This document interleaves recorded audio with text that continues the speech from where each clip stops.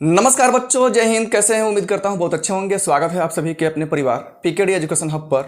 और बहुत ही लंबे समय के बाद आप लोगों से मुझे रूबरू होने का अवसर मिला है और ये आगे इसी प्रकार से चलता भी रहेगा। तो आप लोगों ने भाई एग्ज़ाम दे लिया है, सभी लोगों ने एग्ज़ाम दे लिया है, लेकिन एक चिंता आपको सताई जा रही है कि कट ऑफ क्या जाएगा। देखिए, किसी चीज़ का भविष्य देखने से पहले हमें कुछ उसके इतिहास भी देखने पड़ते हैं। इसमें कोई दो राय तो होनी नहीं चाहिए कि बिना इतिहास को सीखे हम लोग आगे बढ़ सकते हैं। अब जो हमारा कट ऑफ जो होता है, जो एक्सपेक्टेड मैं कट ऑफ बताऊंगा, पिछली बार भी मैंने बताया था, आप लोग जाकर के वीडियोस चेक कर सकते हैं। मेरे बताए हुए कट ऑफ से मैक्सिमम आपके एक दो क्वेश्चन का अंतर मिल पाएगा। बात समझ में आ गई? कट ऑफ जो होता है ना, वो कुछ फैक्टर्स पर भी निर्भर करता है कि कट ऑफ घटने के क्या चांसेस हैं, क्या उसको बढ़ने के चांसेस हैं। तो उन सारी पहलुओं पे बात करेंगे। तो आज इस वीडियो के माध्यम से आप लोगों को पता चल जाएगा कि आपके कट ऑफ क्या जाने वाले हैं और आपके मार्क्स कितने हैं, तो आप सेफ हैं या आप लोग अपना एडमिशन कहीं करा सकते हैं। तो चलिए, इसी के साथ हम लोग आज इस वीडियो को हम लोग देखेंगे, अच्छे से समझेंगे कि एक्सपेक्टेड कट ऑफ क्या जा सकती है जो CHS एग्जाम 2024 है। बहुत सारे बच्चों ने फॉर्म भरा था, बहुत सारे बच्चों ने एग्जाम दिया, कुछ बच्चों ने एग्जाम छोड़ा भी है। तो उन सारी पहलुओं पर हम लोग चर्चा करेंगे। रिजल्ट कब तक आएगा और कितने मार्क्स पर आ सकता है, आप लोगों ने क्या स्कोर किए हैं। आप या तो क्लास 9th से हो या 11th के किसी भी स्ट्रीम से अगर आपने एग्जाम दिया है, तो आप अपने स्कोर जो है भाई, ये सभी लोगों को मैं बता रहा हूँ, कमेंट जरूर करेंगे कि आपका नेट जो है स्कोर कितना बन रहा है। क्योंकि जो आप लोगों ने पेपर दिया था, हम लोगों ने उसका एनालिसिस करा दिया है। एनालिसिस कराने के बाद आप लोगों ने मिलाया भी होगा कि मेरा नंबर कितना बन रहा है। चलिए ठीक है, तो आगे बढ़ते हैं। कट ऑफ बेस्ड फैक्टर, इसको जानने से पहले मैं आप लोगों को ये बता दूं कि जो भी आपका एग्जाम 100 क्वेश्चंस का हुआ था, तो ये मत समझिएगा कि ये 100 मार्क्स के होंगे। पिछली बार क्या किया था कि इसको 3 से मल्टीप्लाई करके यानी कि 300 मार्क्स का किया था। ये क्वेश्चंस हैं, बात समझ में आ रहा है? ये क्या है भाई? क्वेश्चंस है, ये आपके मार्क्स हैं। बात समझ में आ गई? यानी कि एक क्वेश्चन जो है आपके, वो 3 मार्क्स के पिछली बार रखे थे। अब जो भी हम लोग कट ऑफ की बात करेंगे, ठीक है, जो भी कट ऑफ की बात करेंगे, तो आपके मार्क्स के ऊपर भी बताऊंगा और क्वेश्चन के ऊपर भी बताऊंगा कि आपको कितने क्वेश्चन सही होने चाहिए। आप लोगों का हालांकि इसमें निगेटिव मार्क नहीं है, निगेटिव काउंट मत कीजिएगा, ठीक है, क्योंकि जो भी एंट्रेंस एग्जामिनेशंस होते हैं, निगेटिव मार्क्स इसमें नहीं होते हैं। जो भी एंट्रेंस एग्जाम हो, कोई भी एंट्रेंस एग्जाम हो, जैसे आप लोगों के अपर लेवल का छोड़ करके, जैसे भी CUT का होता है, तो उसमें नेगेटिव मार्क है, लेकिन इस प्रकार के स्कूल का एंट्रेंस टेस्ट में किसी भी प्रकार का नेगेटिव मार्क नहीं होता है। चलिए, पहले हम लोग फैक्टर्स को समझते हैं कि आखिर वो क्या फैक्टर्स हैं जिसपे ये कट ऑफ जो होता है वो बेस्ड होता है। सबसे पहली बात होती है क्वेश्चंस की बात होती है। क्वेश्चन पिछली बार की तुलना में इस बार कैसा था? तो हम अगर बात करेंगे क्लास 9th का जो क्वेश्चन था इस बार, वो उसी के इर्द गिर्द घूम रहा था। जो पिछली बार का आपका क्वेश्चन था उसी के आसपास घूम रहा था। इसमें कोई बदलाव नहीं हुआ है और इसको हम लोग ना उससे हम लोग टफ कह सकते हैं, ना उससे नॉर्मल कह सकते हैं। 2-4-5% की बात तो भाई अलग है। बात समझ में आ गई? लेकिन जो 11th की क्वेश्चंस थे, तो इसको हम लोग मान के चल सकते हैं कि पिछली बार की तुलना में 5% से लेकर के 10% तक ज़्यादा टफ था। मैं ये क्यों बोल रहा हूँ? क्योंकि बहुत सारी ऐसी चीज़ें जो हैं वो आपके सिलेबस से रिमूव कर दी गई थी। जैसे पीरियोडिक टेबल हो गया, मुगल कालीन, ये सारी चीज़ें, ठीक है ना, बहुत सारी चीज़ें हटी थी। फिर भी इस क्वेश्चन में, इस बार के क्वेश्चन में पीरियोडिक टेबल से, एलिमेंट्स से, उसके एटॉमिक नंबर से, ये सारी चीज़ों से क्वेश्चन पूछा था। बात समझ में आ गई? तो इसको हम लोग कह सकते हैं कि सिलेबस में हटाने के बाद भी इसने दिया था, क्योंकि CBSE के भी सिलेबस से हटा हुआ था। पहला फैक्टर ये हुआ। दूसरा फैक्टर समझते हैं, number of students. Number of students, बात समझ में आ गई? स्टूडेंट्स की संख्या किस प्रकार से थी? तो अगर हम लोग बात करें तो पिछले बार जो था 1,12,000, 112 के मैं लिख दे रहा हूँ, 1,12,000 बच्चों ने फॉर्म फिलअप किया था। ये फॉर्म फिलअप करने की बात कर रहा हूँ। इस बार जो है लगभग 80,000 के आसपास ही बच्चों ने फॉर्म फिलअप किया था। अब ये इतना बड़ा जो अंतर है ये आपको कहाँ से देखने को मिला भाई 32,000 का? तो मैं आप लोगों को बता दूं कि क्लास 6 के जो भी प्रिपरेशन कर रहे थे बच्चे, या जो भी बच्चे पढ़ रहे थे, या बहुत सारे पेरेंट्स सोचे थे कि हम बच्चों को कराएंगे किस में, क्लास 6 में, तो उन्होंने इस प्रकार से बहुत सारे बच्चों ने फॉर्म या उनके पेरेंट्स ने फॉर्म भरा ही नहीं, क्योंकि उसका जो रिजल्ट था वो ई लॉटरी से था। बात समझ में आ गया? तो ई लॉटरी पर भाई ना हमको विश्वास है, ना पेरेंट्स को विश्वास है, और आपको भी विश्वास नहीं होना चाहिए। ई लॉटरी जस्ट लाइक जुआ, कोई जीत गया कोई हार गया। तो इसके वजह से ये संख्या जो थी इस बार कम देखने को मिली, लेकिन जो बच्चों ने फॉर्म भरा था उसमें से अधिकतर बच्चों ने जो है एग्जाम भी छोड़े थे। तो नंबर ऑफ स्टूडेंट्स की बात करें तो पिछली बार की जो तुलना में ये डिक्रीजमेंट हुई है। अगर हम लोग पिछली बार की बात करें तो उसमें डिक्रीजमेंट, इंक्रीजमेंट नहीं हुई है, डिक्रीजमेंट हुई है। बात समझ में आ गया? क्वेश्चंस हो गए, नंबर ऑफ स्टूडेंट्स हो गए, साथ ही attempts of questions, attempts of, ध्यान से समझिएगा, नहीं समझ में आएगा, आपके पास जिस प्रकार का क्वेश्चन हो, अच्छे क्वेश्चन हो, या आपके मन के अंदर से जो भी भाव आ रहा हो, आप लोग कमेंट करके बताइएगा, मैं उसका प्रॉपर आप लोगों को सॉल्यूशन बताऊंगा। अभी बहुत सारी चीज़ें आगे बची हुई हैं, ठीक है। अटेम्प्ट्स ऑफ क्वेश्चन, कौन बच्चों ने कितना, अटेम्प्ट्स ऑफ क्वेश्चन का मतलब क्या हो, कौन बच्चों ने कितना अटेम्प्ट्स किया है।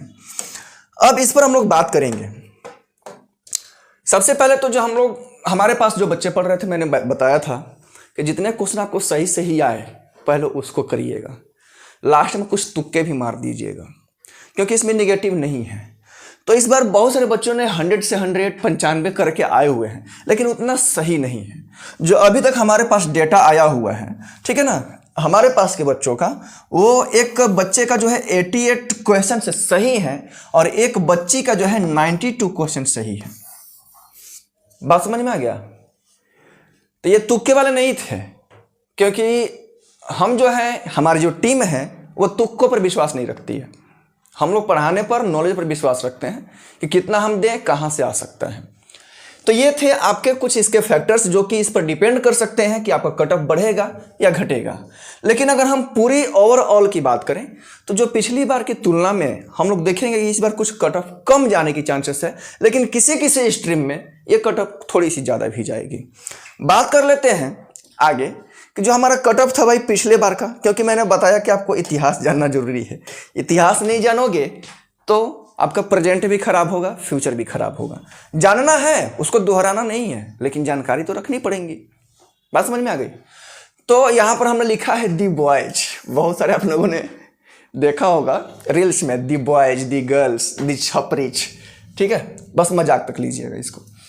लास्ट ईयर जो कट ऑफ था ये बॉयज का, मैं बताऊंगा कि जो बच्चियों का था वो किसमें बढ़ा था, ठीक है। देखो, ये यूआर का मतलब हो गया जनरल, ओबीसी का मतलब कि अदर बैकवर्ड क्लासेस, ईडब्ल्यूएस का मतलब कि इकोनॉमिक वीकर सेक्शन, एससी का मतलब schedule caste and schedule tribes. ये क्लास मैंने लिखा है, ठीक है। ये आपका क्लास 11th का जो है, इसमें 4 स्ट्रीम होते हैं, तो मैंने उसको लिखा है। यहां तक बात क्लियर हो गई? समझ में आ रहा है? अगर सारी चीजें समझ में आ रहा हो तो भी आप लोग यस सर कमेंट करके जरूर लिखिएगा, और आपके मन में जो भी प्रश्न आए, ठीक है, तो उसको भी आप लोग अपने सामने रख लीजिएगा कमेंट बॉक्स में, उसका जरूर आप लोगों को रिप्लाई किया जाएगा। अगर आपका कमेंट या क्वेश्चन जो है थोड़ा सा पेचीदा हो तो उसको हम लोग समझाएंगे भी इस प्रकार से, ताकि उस प्रकार का क्वेश्चन और भी बच्चों का हो सकता है, इसमें कोई दो राय नहीं है। बात समझ में आ गई? अब देखिए, जो क्लास 9 था, इस सभी को आप लोग 3 से डिवाइड कर लीजिएगा। उतने क्वेश्चंस आपके अभी फिलहाल पिछले बार की तुलना में सही होने चाहिए। अगर इससे ज्यादा हो रहे हैं, जैसे ये 231 क्लास 9th का अनरिजर्व का 231 गया हुआ था, 231 का मतलब कि आपके 77 क्वेश्चन जो है वो सही होने चाहिए, क्योंकि 17 का 21, 17 का 21, 2 23, 77 क्वेश्चन जिस बच्चों के सही थे पिछली बार या उससे ज्यादा जो थे उनका सिलेक्शन हुआ था। बात समझ में आ गई? यहां पर उसी प्रकार से आप लोग 3 से सभी में डिवाइड करके देख लीजिएगा। अगर इस तुलना में आप लोगों का आ रहा है, इससे 1-2 क्वेश्चन अगर आपको कम भी आ रहा है, तो अभी तक के हम लोग ये कयास लगा सकते हैं कि इससे कम जा सकता है। बात समझ में आ गई? क्योंकि क्वेश्चन भी टफ था, बच्चे भी कम थे। ये आपके मैथ स्ट्रीम का था, ये सिर्फ बच्चों का था, ठीक है। और क्लास 9th में बच्चियों का थोड़ा सा ज़्यादा जाता है, ठीक है ना, उसकी हम बात करेंगे अगले वीडियोज में। बच्चियां भी कमेंट करेंगी तभी तो अगला वीडियो हम उनके लिए लाएंगे। ये आर्ट्स का था, ये कॉमर्स का था और ये बायो का था। आप अपने कैटेगरी अनुसार आप अपने क्वेश्चंस को, इस नंबर को देख लीजिएगा, 3 से डिवाइड कर लीजिएगा कि कितने क्वेश्चन पर पिछली बार हुआ था और मेरा कितना है। बात समझ में आ गई? क्लियर हुआ? तो ये आप लोग मिला लीजिएगा, क्योंकि पूरा करेंगे तो ये वीडियोस लंबी हो जाएंगी। अब कुछ बच्चे जो हैं या पेरेंट्स भी जो हैं वो अपकमिंग बैचेस के लिए फ़ोन कर रहे हैं या इंतज़ार कर रहे हैं।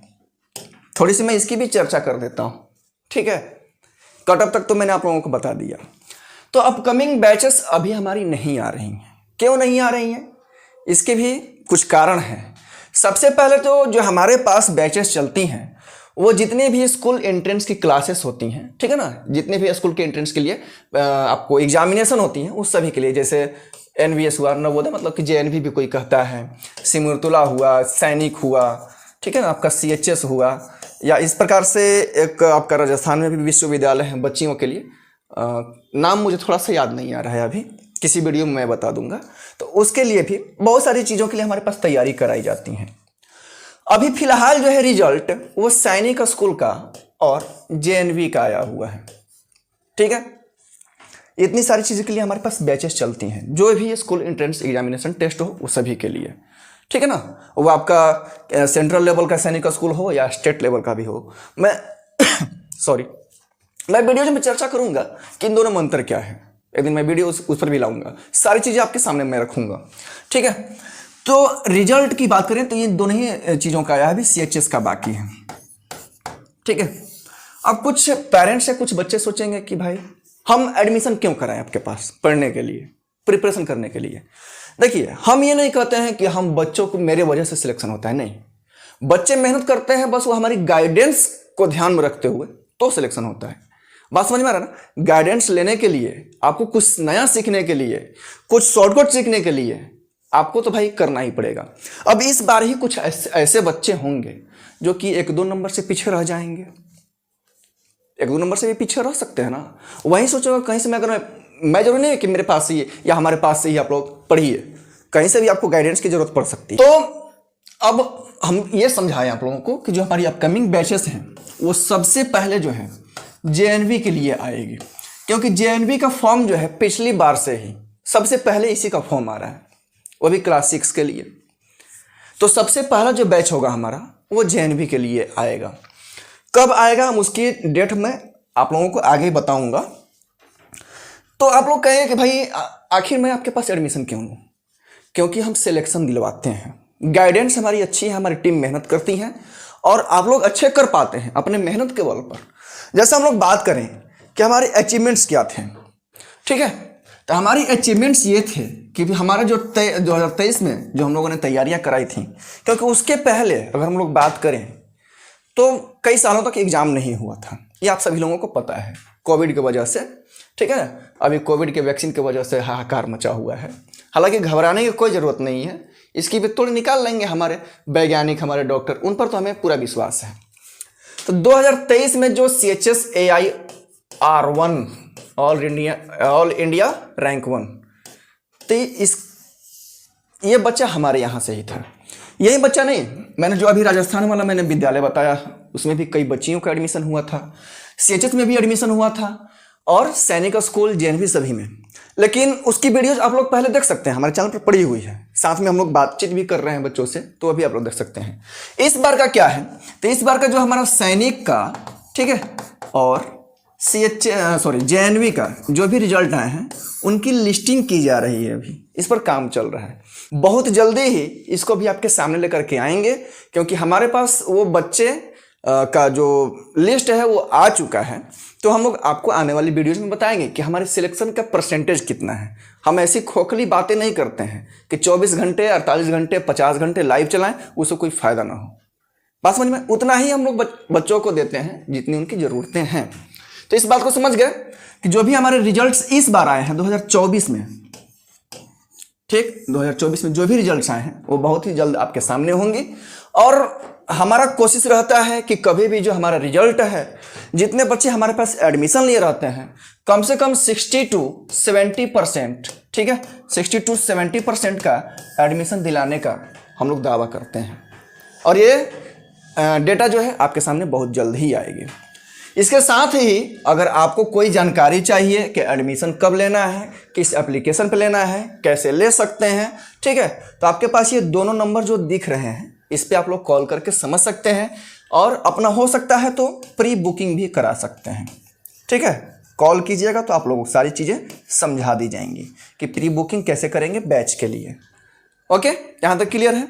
इसके साथ ही लास्टली मैं कह दे रहा हूँ कि आपके मन में भी अगर कोई प्रश्न चल रहा हो, ठीक है, आपके मन में भी कोई प्रश्न चल रहा हो, किसी प्रकार की समस्या है, तो आप लोग हमें बता सकते हैं, कमेंट कर सकते हैं, उसकी रिप्लाई जरूर की जाएगी। साथ ही इसके बाद मैं एक चीज़ और बता दूं कि जो हमने कट ऑफ बताया है उसके आसपास अगर आप लोगों का कट ऑफ है तो आप अपना डॉक्यूमेंट, रिसेंटली डॉक्यूमेंट्स बनवा लीजिएगा।